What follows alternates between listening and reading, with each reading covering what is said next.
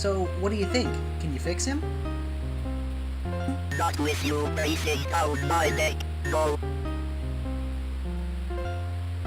Oh, sorry, Rom. It seems our glitch kit has had an interesting impact on the object circuits. Nothing is damaged, thankfully, but many wires and ports have had their positions randomized. Yeah, he tended to do that. Yes. Listen, this is a delicate procedure, and will no doubt take a very long time. An Avery long time? Alright, no, I get it. I'll give you some space.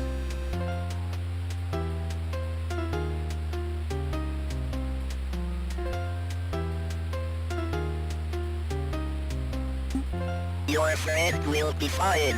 Which it is gone. You can relax. It's okay.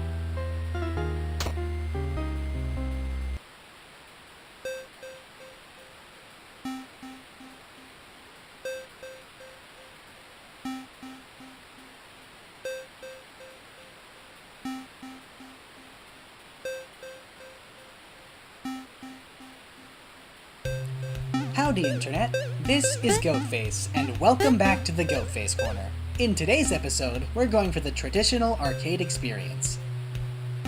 For the most part. The aptly titled Tennis was a game created by 2600 Inc. and released to arcades all the way back in 1972. Widely regarded as the very first commercially successful video game, Tennis is responsible for basically every single video game that followed it, and is more or less the key in the ignition for the entire video game industry. The gameplay itself doesn't get much simpler than this.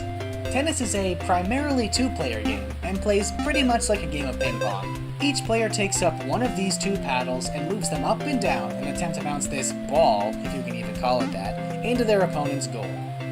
Once a player reaches 10 points, a winner is decided and the game ends. That is literally all you do.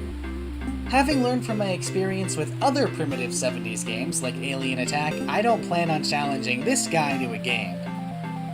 Not that there's even much in here to win anyway.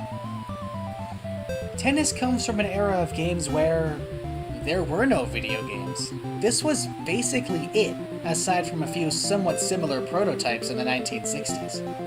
There was literally no competition for tennis, so it didn't really have to do anything outstanding.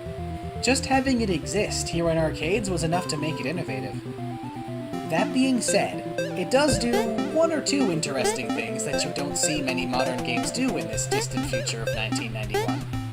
For example, rather than use D-pads or even the more traditional joysticks, the original version of Tennis uses these funky analog knobs for controlling the paddles instead. This gives the game an incredibly smooth playing experience, unlike most other games around. Of course, this is really only possible in Tennis because you have precisely one axis you can move along.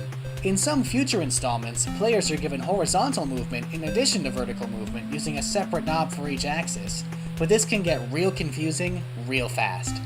It's basically like trying to play a video game with one of those etch-and-sketch boards. For what it is though, the smooth analog control for Tennis is kind of stellar even 19 years later, and I really recommend trying it out on original hardware if you get the chance. Interestingly enough, there's a little more to the way this game plays than what meets the eye.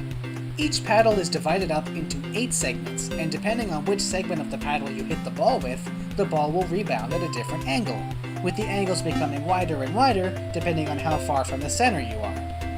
I personally definitely like to go for shots with wide angles because it forces your opponent to try to predict where the ball will end up while it's flying wildly. The other factor that makes this more difficult is that the longer the ball remains in play, without either player scoring a goal, the faster it becomes. These two factors, combined with the incredibly smooth control, turn an otherwise very simple game into something of a genuine challenge. There's no random number generation, or items, or tricks to put any one player ahead of any other. This whole game comes down to reaction time, technique, and skill.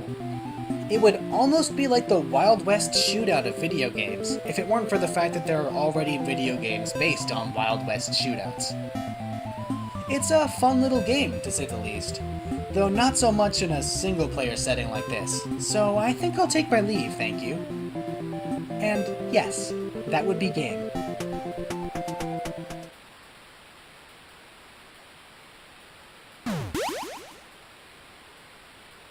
Oh, Mon!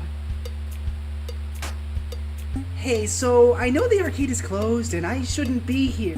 You just climbed out of the game. Yeah, I guess I did.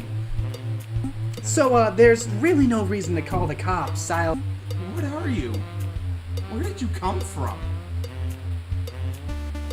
Okay, let's relax.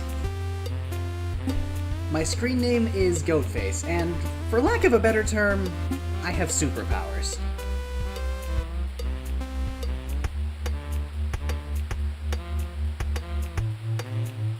So where did you get superpowers? I don't know, I've just sort of always been able to do it, as far back as I can remember.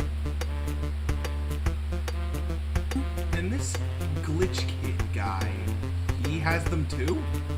Had. But yeah, he was always whining about me ripping him off. Were you ripping him off? No, of course not. But he's always acting like I am. He's so annoying. He was so annoying. Oh, right. It's been a long time since I've been able to just sit with someone like this. At least, someone who isn't Neojock. Well, if what you say is true and this glitch kid guy is really gone, maybe we can do this more often. There's no reason for you to keep moving if you're not chasing each other anymore. Maybe. I'll have to see what Neojock thinks when he wakes up.